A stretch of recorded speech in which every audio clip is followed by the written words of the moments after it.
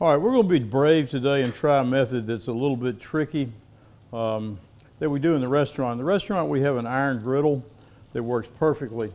This is a dish that does not work in an aluminum pan. It does not work in a stainless steel pan. It does not even work in a Teflon pan. And we're going to see if we can make it work in this cast iron skillet. It's a very simple, quick dish, perfect for trout. And what it is a Parmesan cheese crust. It tastes great. It tastes great with brown butter. It tastes great with fried capers. I've got a little vegetable saute to try it with here, but mainly we're just going to show the method of this. Now I've got the dried trout fillets. I've got some grated Parmesan cheese right here, just ordinary old store-bought grated Parm, and a vegetable spray like Pam. And I'm going to really lay that stuff on thick.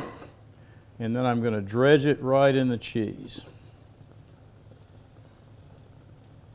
No seasoning. There's plenty of salt in the cheese, a little bit on that side. I've got a preheated pan here, and I've got some canola oil, pretty hot, decent amount.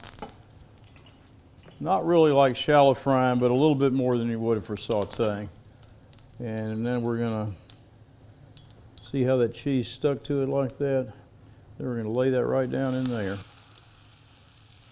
Now the trick, if we're going to be able to be successful at this at all, is to not turn the fish until the cheese makes a really crust.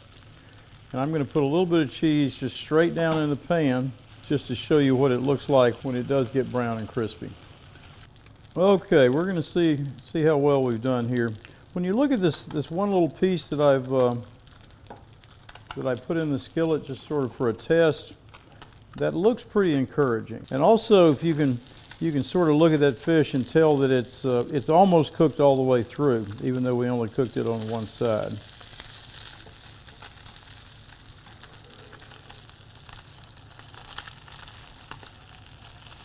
I don't know if we're going to win design awards with this, but those of you that have watched this over the years know I'm not afraid to make a mistake. It's not the end of the world if you make a mistake.